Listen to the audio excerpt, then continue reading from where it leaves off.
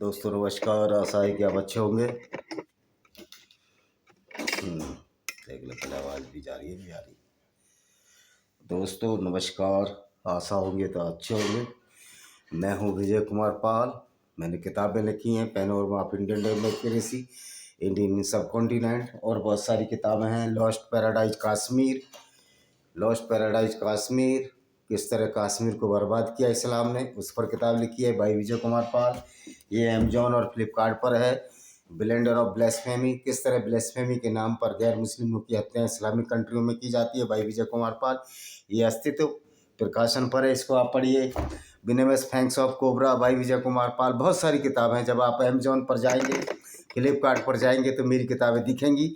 एक मेरी किताब है डिस्क्रिमिनेटरी हिंदू, जिसमें हिंदुओं को किस तरह बर्बाद किया गया इस्लामिक विचारधारा आने के बाद, उसके बारे में पूरा खुलासा किया गया है। तो आप ये सारी किताबें पढ़ सकते हैं। 10 किताबें हैं, 11वीं में लिख रहा हूँ, जो हिंदू धर्म के किस तरह जो वेदों में जो सही बात थी उसको डिवेस्टेटेड करके उसमें जातिवाद लाया गया, कर्म के आधार के बजाय जन्म के आधार पर, और हिंदू धर्म को बदनाम करने का कार्य किया। पुराणों में ऐसी ऐसी चीज़ें लिखी गई जो कि कभी सवर था, इंसानियत के खिलाफ है, जो 19वीं सदी तक लिखे गए, तो उसके खिलाफ भी ये किताब है, सच्चाई बताने के लिए। तो आज हम जो चर्चा करेंगे वो करेंगे अफजाल अंसारी से, जो कि गाजीपुर में सांसद हैं। अफजार अंसारी का एक वीडियो क्लिप देखा मैंने। वो बोल रहे थे कि सारे के सारे वैकुंठ चले जाएंगे, गंगा जी में नहाने वाले, प्रयागराज कुंभ में नहाने वाले सारे के सारे वैकुंठ में चले जाएंगे, अब नरक में कोई जगह नहीं बचेगी। तो मैं अफजाल अंसारी से कहना चाहता हूँ कि हाँ, नरक में जगह है उन लोगों के लिए। अगर कोई स्वर्ग और नरक की कॉन्सेप्ट है, पहले हमको ये मानना पड़ेगा कि स्वर्ग या नरक है या नहीं है। हम ये मानकर चलेंगे स्वर्ग और नरक है, और इस्लाम में भी इसको जन्नत और जहन्नुम के नाम से जाना जाता है। तो इस वक्त को मान के चलेंगे, हाँ स्वर्ग और नरक है, जिसको इस्लाम में जहन्नुम माने नरक और जन्नत माने स्वर्ग कहा जाता है। तो अब इसको हम हिंदी का ही अनुवाद लेंगे, स्वर्ग और नरक की बात करेंगे। हाँ, नरक में उन लोगों के लिए जगह है जो गैर मुस्लिमों को कत्ल करके, करते हैं, जिनकी किताब कुरान ये कहती है कि चैप्टर 9 अलतोबा आयत नंबर 5 कहती है कि जब रमज़ान के पवित्र महीने बीत जाएं तो काफिरों को या गैर मुस्लिमों को जहाँ चाहो वहाँ कत्ल करो, उनका मार्ग रोको, उनके घात लगाकर हमला करो, और यदि वो इस्लाम को कबूल कर लें तो उनको छोड़ दो। निश्चय ही अल्लाह बड़ा दयावान और रहमान है। अब ये रहमान और दयावान अल्लाह है जो सिर्फ मुस्लिमों को ही फ़ायदे की बात करता है। तो निश्चित तौर पर ऐसे लोगों के लिए जिनकी विचारधारा पूरी दुनिया में नफरत फैलाती है, उनके लिए नरक की जगह है। और अफजाल अंसारी, आप भी उसी विचारधारा को मानते हो जो 1400 साल पहले एक व्यक्ति आया जो कि मेंटली डिस्टर्ब था, और जिसने इस तरह की आइडियोलॉजी, नफरत फैलाने वाली आइडियोलॉजी को चलाया, जिसको इस्लाम के नाम से जानते हैं। और जो व्यक्ति, तुम तो मोहम्मद की सुन्नत मानते हो, अपने पैगंबर की सुन्नत मानते हो, तो तुम्हारे पैगंबर मोहम्मद ने किस तरह बनु कुरैजा की औरतों को बाज़ारों में बेचा, ये भी तुम जानते होगे। नजद के बाज़ारों में जो हाईलैंड अरब का, वहाँ बेचा, ये भी जानते होंगे। तो भाई आप लोगों के लिए नरक में ज़रूर जगह है। गो कि आपका कुरान कहता है कि एक मुसलमान अगर नमाज पढ़ता रहे और रोज़े रखता रहे, और जो तुम्हारे स्तंभ हैं कलमा पढ़ ले, वो मुसलमान है और उसको जन्नत में मिलेगी जगह। वो भाई ऐसा नहीं है। तुम्हारे अल्लाह ने, तुम्हारे मोहम्मद ने तुमको कंफ्यूज कर दिया है। भला कोई कातिल कैसे जन्नत या स्वर्ग में जा सकता है? निश्चित तौर पर जिनकी किताब ये कहती हो कि गैर मुस्लिमों को कत्ल करके हमें जन्नत मिल जाएगी, उन लोगों को जन्नत नहीं, उनको नरक मिलेगा, स्वर्ग नहीं, उनको नरक मिलेगा। तो अफजाल अंसारी, सारे उन लोगों के लिए नरक में जगह है। हमारे पास जो बहुत बड़ा नरक है उन नारकी लोगों के लिए है जो पूरी दुनिया को नफरत करते हैं इस आधार पर कि वो मूर्ति पूजक हैं। क्योंकि आपकी इस्लाम की किताब में ही तो कहा गया है कि मूर्ति पूजक नजस हैं, गंदे हैं, पोटी जितने गंदे हैं। ये कुरान की आयतों में लिखा है। तो निश्चित तौर पर दूसरों को गाली देने वालों के लिए नरक में जगह है, और तुम्हारी कुरान गैर मुस्लिमों को गाली देती है, ये बात किसी से छिपी नहीं। तो जब मियाँ अफजाल अंसारी अपनी किताब तो पढ़ लेते, अपने पैगंबर के तो दुष्कर्म सुन लेते कि पैगंबर ने पूरी ज़िंदगी में क्या क्या किया।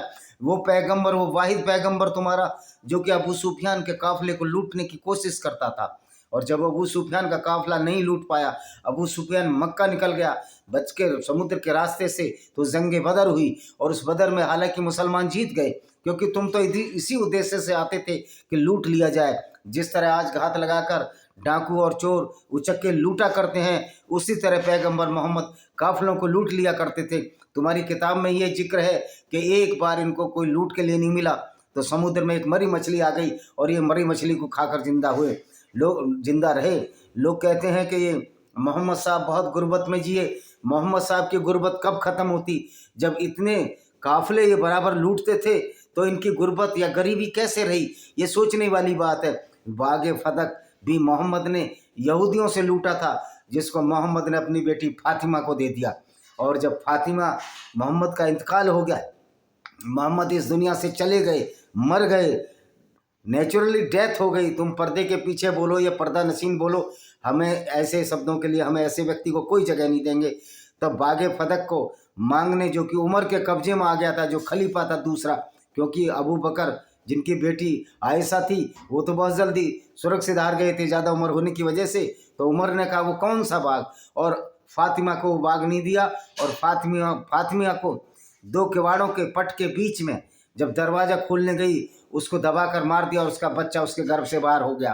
तो ये कहते हैं कर्म सामने आता है।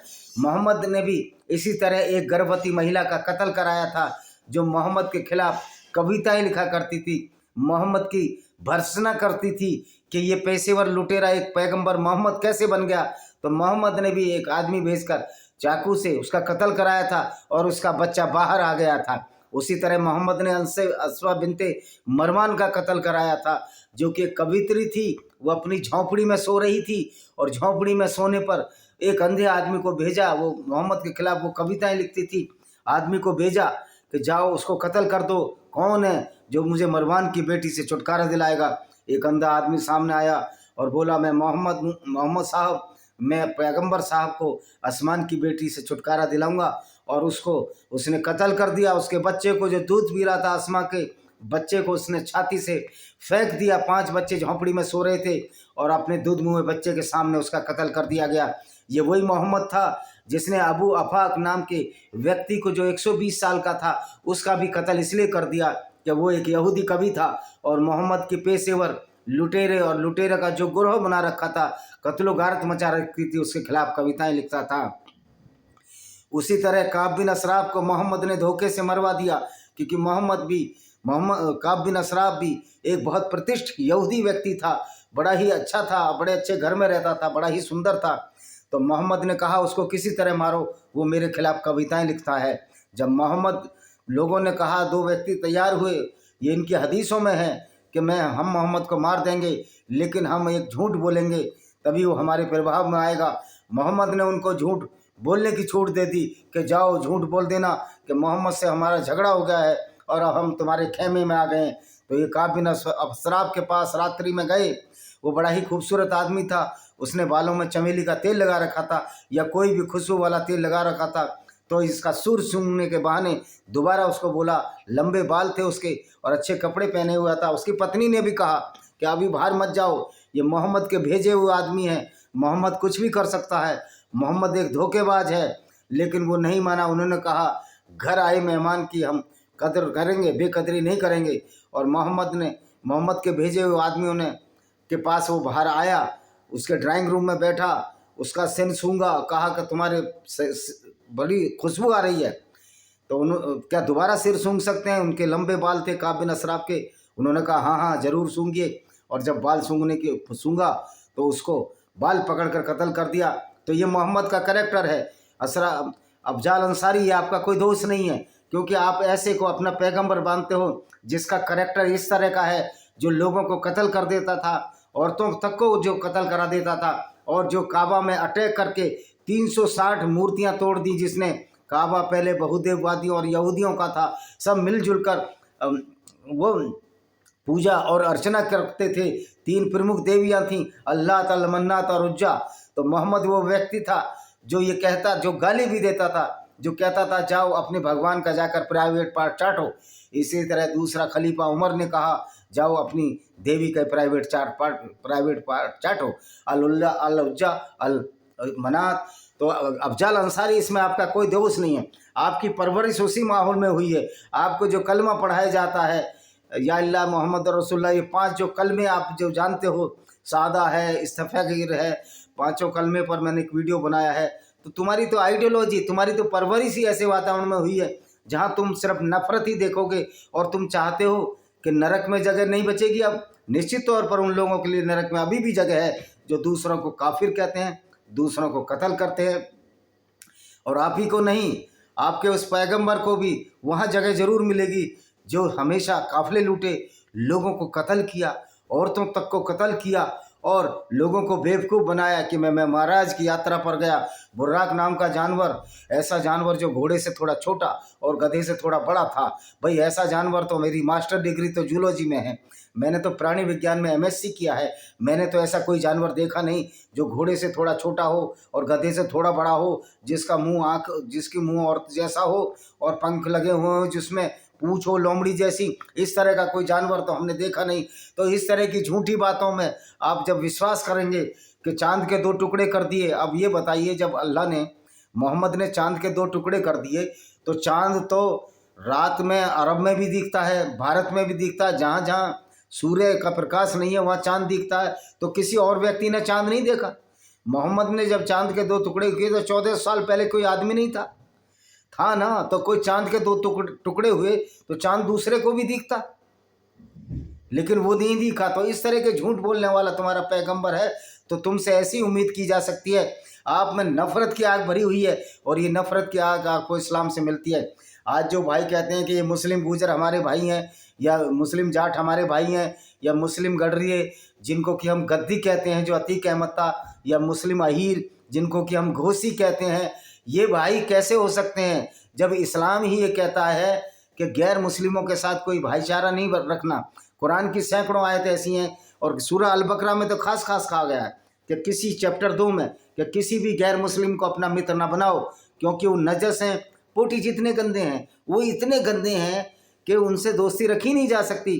और इस्लाम तो हमको इंसान ही नहीं मानता, इस्लाम तो गैर मुस्लिमों को जब इंसान ही नहीं मानता, तो तुम्हारा भी वही भावना है कि अफजल अंसारी, आप जो इस्लाम का पालन करते हो इसमें आपका कसूर नहीं, ये आपको नफरत सिखाता है, लोगों को नीच पोटी जितना गंदा कहता है। ये आपकी राजनीतिक मजबूरी है कि आप हिंदुओं से भी मेलजाल करते हो। तो मैं अफजल अंसारी से पूछना चाहता हूँ, क्या वास्तव में आप हिंदू से मेलजोल कर सकते हो? अगर इस्लाम पर चलो तो आपकी कुरान तो कहती है कि किसी मूर्ति पूजक से मेल ना करो, क्योंकि मूर्ति पूजक नजस हैं, गंदे हैं, पोटी जितने गंदे हैं, और ये नरक में जाएंगे।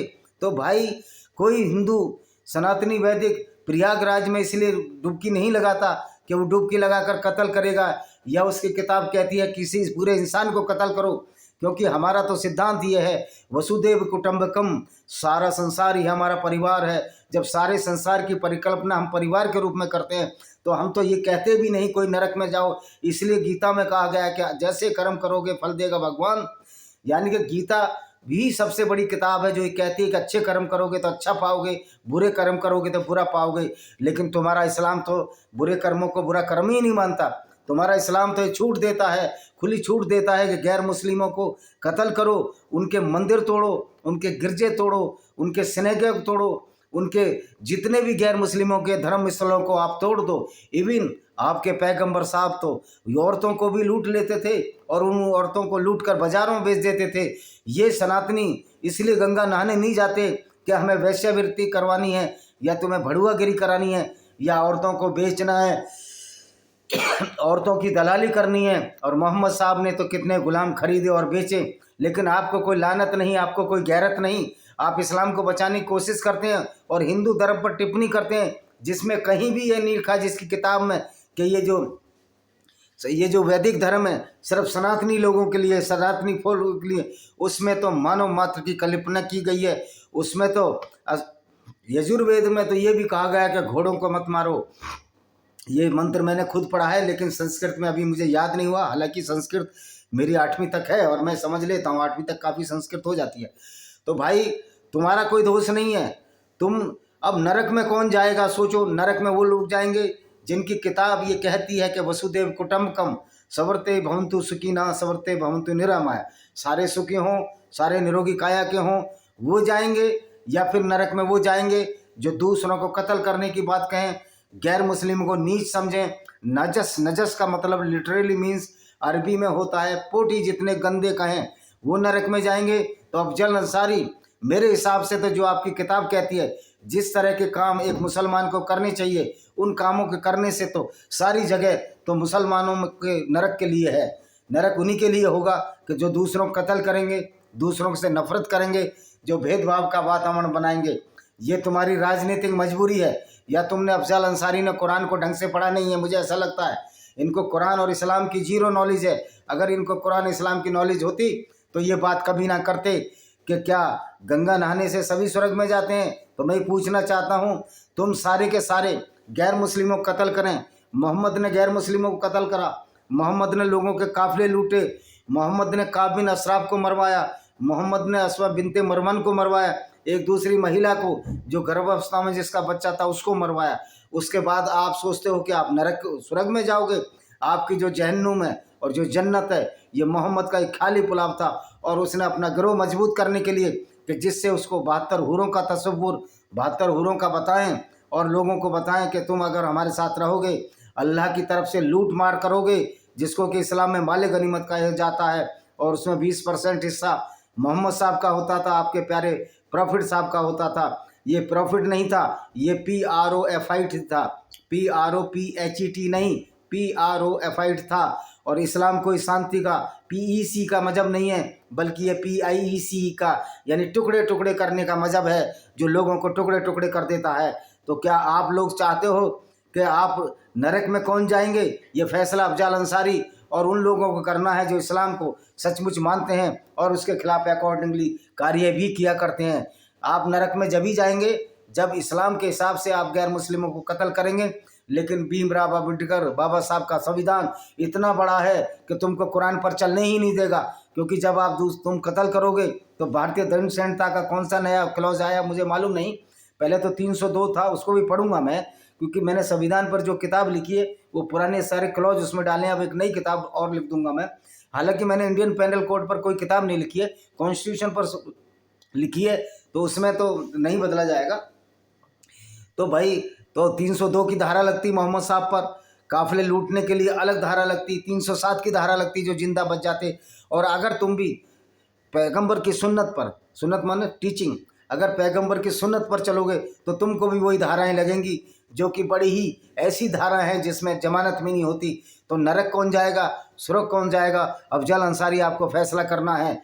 आप लोग कहते हो कि सारा वैकुंठ में जगह, निश्चित तौर पर जो हिंदू की जो विचारधारा है, अगर हिंदू उस पर चले, अगर कोई जन्नत या जन्नुम है, वैकुंठ है, तो निश्चित तौर पर ऐसे व्यक्तियों को वैकुंठ ही मिलना चाहिए कि जिसकी ये विचारधारा हो कि पूरा परिवार ही हमारा समाज है, सारा पूरी दुनिया के लोग सुखी रहें, निरोगी काया के रहें, इस तरह की परिकल्पना लाने वाले लोग।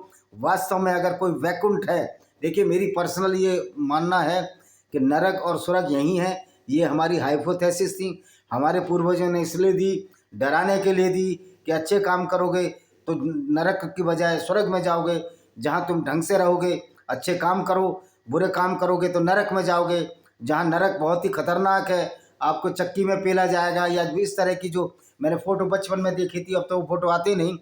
तो इसलिए था, ये हाइपोथेसिस थी। लेकिन मोहम्मद की क्या हाइपोथेसिस थी? मोहम्मद की हाइपोथेसिस थी वो मुसलमान जितना ज़्यादा कत्ल करेगा गैर मुस्लिमों का, जितना ज़्यादा उनको जिहाद करेगा, पूरी दुनिया में इस्लाम फैलाएगा, खून खराबा करेगा, कत्लो गारत करेगा, औरतों को उनकी लूट कर उनको बाज़ारों में बेचेगा, जिस तरह मोहम्मद साहब भी करते थे, और उनकी औरतों की बेइज्जती करेगा, उनको रखेल, यौन दासी, सेक्स स्लेव बनाकर, लौंडी बनाकर उनको बाज़ारों में बेचेगा, उनकी इज्जत का सौदा करेगा, वो उतना ही बड़ा सच्चा मुसलमान होगा और वही स्वर्ग में जाएगा। यही तो कहती है ना तुम्हारी किताब, यही तो कुरान कहती है, यही तो इस्लाम का फंडा कहता है कि आप जितने भी अपराधी हो जाओ, बड़े अपराधी हो जाओ, लोगों को कत्ल करते रहो, गैर मुस्लिमों को कत्ल करते रहो, उनका धन माल असाब लूट लो, जिस तरह मोहम्मद और उसके साथी लूटते थे आप हमेशा। लेकिन आप 5 वक्त की नमाज पढ़ो, कलमा पढ़ो, अल्लाह को मानो और अल्लाह की बातों को मानो। जो पूर्णतः मूर्खतापूर्ण, अज्ञानतापूर्ण बातें हैं कि चांद के 2 टुकड़े कर दिए, तो भाई चांद किसने देखा? रात में तो चांद बहुत जगह निकलता है। भारत में तो कहीं कोई विवरण आया है कहीं कि चांद के 2 टुकड़े मोहम्मद ने कर दिए? अगर एक व्यक्ति चांद के 2 टुकड़े कर देता तो उसका तो पूरी दुनिया में हो हल्ला हो जाना चाहिए था। और फिर मोहम्मद की उंगलियां कितनी बड़ी थी जो चांद तक पहुंच गई। चांद से सूरज तक की दूरी, चांद से पृथ्वी तक की दूरी क्या मोहम्मद को पता था? यानी लोगों को बेवकूफ़ बना दिया। और अभी मैं देखता हूँ एक्स मुस्लिम साहिल के चैनल पर कुछ मूर्ख ऐसे लोग आते हैं, कुछ ऐसे बिलीवर आते हैं अल्लाह को मानने वाले, वो कहते हैं कि मौजज़ा था, ये चमत्कार था, मौजज़ा बोलते हैं उसको, कि चांद के 2 टुकड़े कर दिए। तो ऐसे मूर्खों की आइडियोलॉजी को मानने वाले अफजाल अंसारी से हमें कोई ज़्यादा उम्मीद नहीं थी, क्योंकि इतनी अज्ञानता इस्लाम के मानने वालों में भरी है, उनसे ज़्यादा बेहतर की उम्मीद की नहीं जा सकती। और अफजाल अंसारी, अगर आप इस्लाम को मानते और इस्लाम जैसे काम करते, लोगों को कत्ल करो, ये करो, तो आप जेल जाएंगे और नरक नहीं, जेल जाएंगे और जेल में ही सड़ जाएंगे। नरक और स्वर्ग एक बहुत अलग सी परिकल्पना है, जो लोगों की परिकल्पना ही मात्र है। इसमें सच्चाई है नहीं, कोई भी सच्चाई इसमें है नहीं, क्योंकि किसी ने आज तक ना नरक देखा, ना स्वर्ग देखा, ना जहन्नुम या जन्नत देखी है, जो कि तुम्हारे कुरान में बताया गया है। 72 हूरों का तसव्वुर किया गया है, तो तुम्हारे पैगंबर का तो मन ही नहीं भरा। 12 शादी की, 13वीं रखेल रखी। मारिया अलकिबतिया नाम की जो कॉप्टिक क्रिश्चियन ईसाई थी, और उसको छोटी बहन सिरीन की शादी इन्होंने खत्ताब से करा दी, क्योंकि सगी बहन की शादी एक व्यक्ति से नहीं हो सकती जब तक दोनों जिंदा हैं, ऐसा इस्लाम की रवायत है। और मारिया अलकिबतिया के साथ इन्होंने शादी भी नहीं की, और उसके साथ उसको मोलेस्ट करते रहे, उसके साथ अवैध संबंध बनाते रहे, और उसे एक बेटा इब्राहिम हुआ जो 2 या 3 साल की उम्र में बल गया। तो क्या मोहम्मद ने जिना नहीं किया था?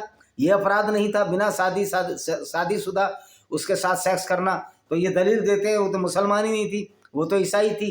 तो इससे साबित हुआ कि गैर मुस्लिम औरतों के साथ उनको इंटरकोर्स, उनकी सहमति के बिना उनके साथ रैप और बलात्कार किया जा सकता है। तो इस्लाम तो गैर मुस्लिम औरतों के साथ बलात्कार सिखाता है, और ये काम तो पैगंबर मोहम्मद ने भी किए। अगर वो कहे कि मारिया अलकिबतिया से शादी कर ली थी, तो ऐसा तो कोई प्रूफ मिलता नहीं है, और ऐसा भी कोई प्रूफ नहीं मिलता कि वो मुसलमान बन गई थी। तो कि चूँकि वो ईसाई थी, कॉप्टिक ईसाई थी, उसके साथ बलात्कार हुआ, उससे एक अवैध संतान पैदा हुई इब्राहिम, जिसकी की मौत हो गई। और वैसे भी मोहम्मद साहब सिवा फातिमा 11 पत्नियां, 1 रखेल, 2 रखेल, सफिया को भी पूरी तरह औरत नहीं माना जाता। तो सफिया के पति को, किनाना अलरबी को मार दिया, उसके पिता को मारा मोहम्मद ने, और उसी रात ये उसके साथ इंटरकोर्स किया। तो ऐसे पैगंबर को मानने वाले कुछ भी बोल सकते हैं, उल जलूल बोल सकते हैं, क्योंकि जो इस तरह की विचारधारा जो कि नष्ट, भ्रष्ट और जो दिमागी रूप से विक्षिप्त लोगों के लिए बनी हो, उस विचारधारा के मानने वाले कुछ भी बोल सकते हैं। तो अफजाल अंसारी से भी हमें यही उम्मीद है। अफजाल अंसारी ने जो बोला कि नरक कौन जाएगा, तो भाई नरक वही जाएगा जो गैर मुस्लिमों को कत्ल करे, जो गैर मुस्लिमों को नजस पोटी जितना गंदा कहे, और उनको कुरान में ऐसी आयतें निकाले कि जैसे 5:33 कि गैर मुस्लिमों के हाथ पैर विपरीत दिशाओं से काट दिए जाएं, यानी बायां हाथ काटा जाए तो दायां पैर काटा जाए, और अगर दायां हाथ काटा जाए तो बायां पैर काटा जाए, या उनको देश निकाला दे दिया जाए, या उनको कत्ल कर दिया जाए। तो अफजाल अंसारी जी, आपका कोई दोष नहीं है, ये इस्लाम ही इंसान को मूर्ख और अज्ञानी बनाता है। चांद के 2 टुकड़े में आप विश्वास रख सकते हो, हम विश्वास नहीं रख सकते। हम तो इसमें विश्वास नहीं रखते कि हनुमान जी ने सूरज खा लिया होगा। अगर हनुमान जी सूरज खा लेते तो किष्किंधा पहाड़ उनको जाना ही क्यों पड़ता? क्योंकि उनका तो मुख इतना बड़ा था, खा सकते थे। कह रहे थे वो रूप बदल लेते थे, बढ़ा लेते थे। तब किष्किंधा में जड़ी बूटी लेने गए, तब उन्होंने अपना हाथ लंबा क्यों नहीं कर लिया? तो ये पुराणों में भी, पुराण और कुरान, जो इस्लाम की कुरान और हमारे पुराणों में इस तरह की गलत बातें लिखी गई हैं।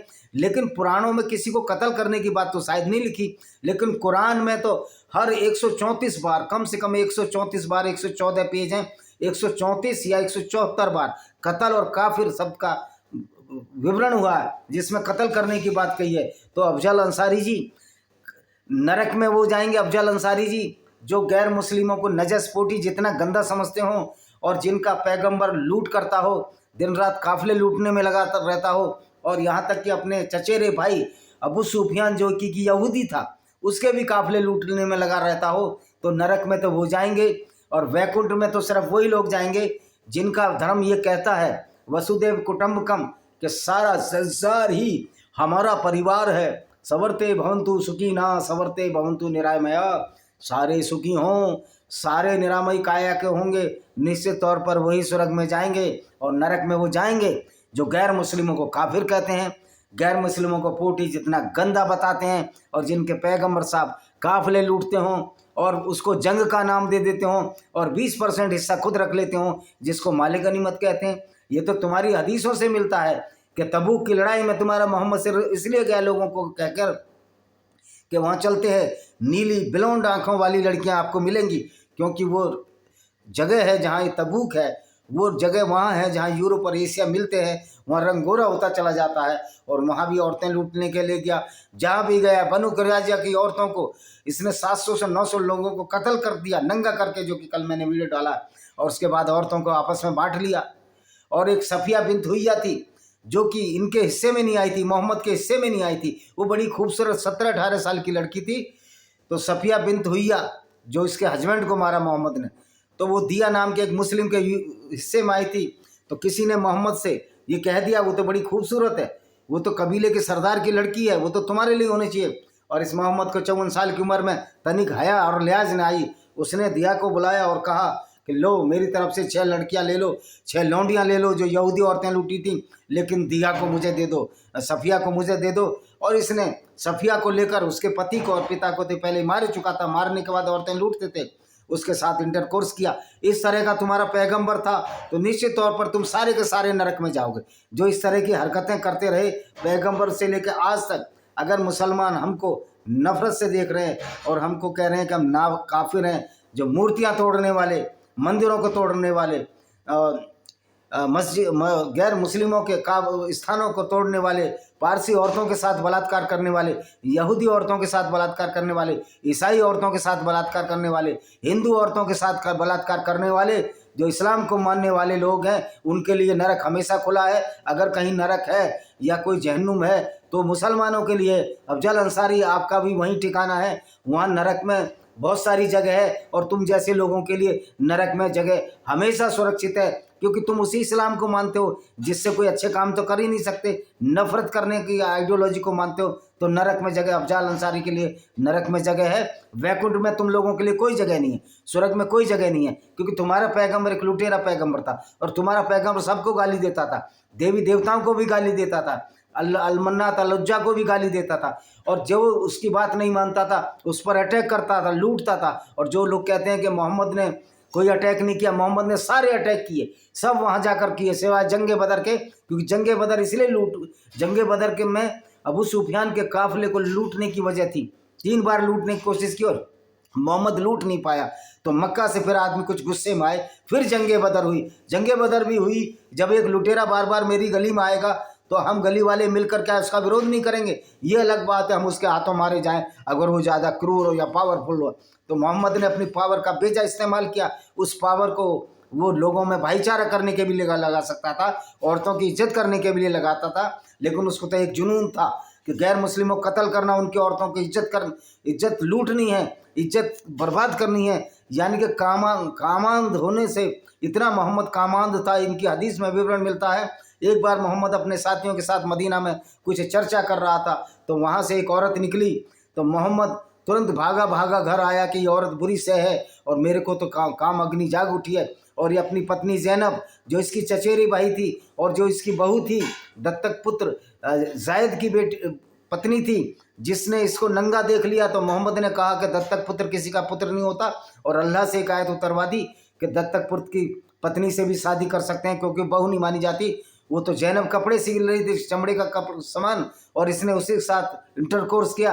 फिर ये मदीना की गली में चला गया कि ये औरत बड़ी टेढ़ी टांग वाली होती है, आदमी का मन विचलित कर देती है। जो व्यक्ति अपनी इंद्रियों पर काबू नहीं कर पाया हो, जो व्यक्ति हमेशा काफिले लूटता रहा हो, और पूरी दुनिया के मुसलमान हमको काफिर और गंदा नीच कहते हैं, तो नरक में तुम जाओगे, दूसरों को बुरा करने वाले नरक में जाओगे। अफजल अंसारी के लिए भी नरक हमेशा के लिए तैयार है। इसी के साथ मैं इस वीडियो को विराम देता हूँ। वंदे मातरम, जय हिंद, आपका दिन शुभ हो।